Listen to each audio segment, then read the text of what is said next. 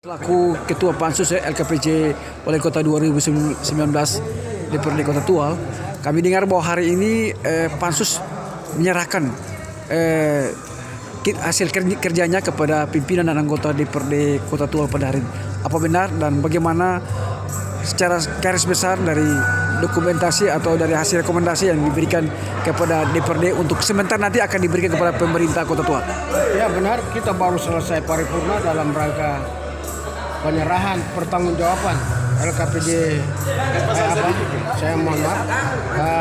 penyerahan ya hasil kerja Pansus LKPJ dalam hubungannya dengan rekomendasi LKPJ, dan kita sudah paripurnakan, sudah mendapat persetujuan, ada masukan untuk segera dilakukan penajaman di beberapa rekomendasi itu akan segera kita perbaiki, dan nanti sebentar malam itu sudah lagi digelar rapat paripurna oleh DPRD untuk menyerahkan rekomendasi itu kepada saudara wali kota.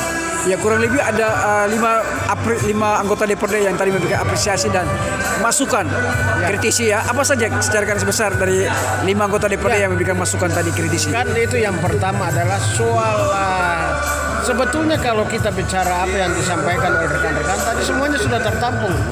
Hanya memang kita sadari bahwa harus ada penajaman dibikin penajaman sehingga lebih jelas dalam rekomendasi itu. Seperti masalah apa?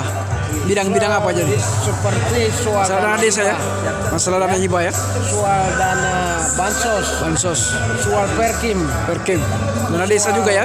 Ya, termasuk soal terjadinya angka-angka yang berbeda-beda antara LKPJ dengan APBD perubahan, termasuk dengan data ya, dokumen yang disampaikan oleh pimpinan SKPD, soal kebijakan honorer,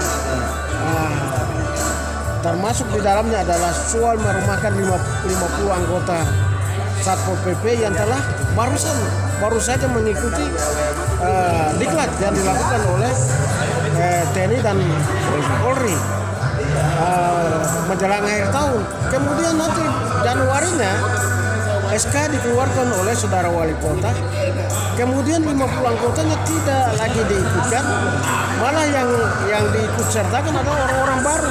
Ini juga persoalan penataan sumber daya manusia birokrasi yang harus kita perbaiki. Kita rekomendasikan untuk dikembalikan, karena kita sudah keluarkan anggaran yang besar untuk membiayai pelatihan dan diklat. Lalu kemudian dirumahkan.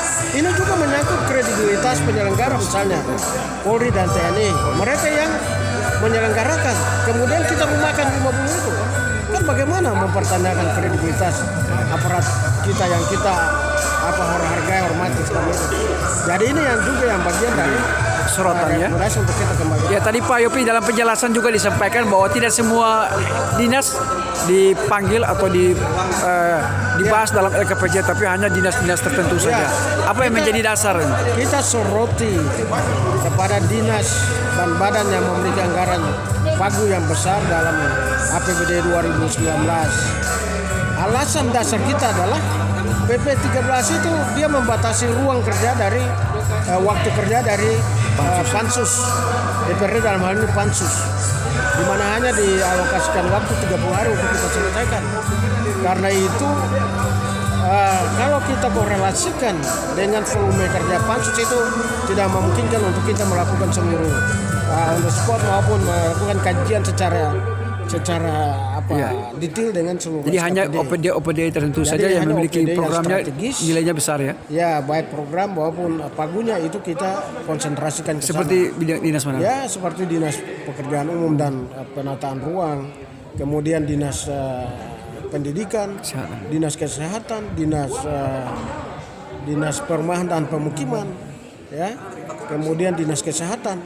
Dan kemudian Badan Perencanaan Pembangunan Daerah, Badan Keuangan Daerah, beberapa SKPD yang memang memiliki program dan kegiatan strategis, termasuk memiliki potensi anggaran yang cukup tinggi dan itu yang menjadi sorotan, menjadi fokus kerja pansus.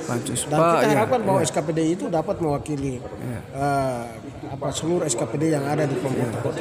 Oke Pak Yop, selaku Ketua Pansus, kira-kira secara garis besar mungkin berapa poin rekomendasi yang disampaikan?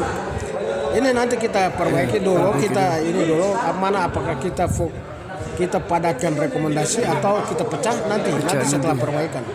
Ya, ada juga rekomendasi untuk pembentukan pansus selanjutnya? Iya, ada. Melahirkan rekomendasi baru untuk melahirkan pansus baru. Apa yang diharapkan dari pansus kepada sejumlah OPD yang menjadi sorotan dalam rekomendasi tersebut? Peraturan pemerintah nomor 13 2019 itu jelas bahwa rekomendasi DPRD itu harus dilaksanakan oleh pemerintah daerah dalam penyelenggaraan pemerintahan pada tahun berkenan. Yaitu kita menerjemahkan bahwa menghadapi perubahan anggaran, pergeseran anggaran sampai dengan APBD tahun 2021 dan seterusnya, itu mengacu juga memperhatikan secara sungguh-sungguh rekomendasi yang kita keluarkan.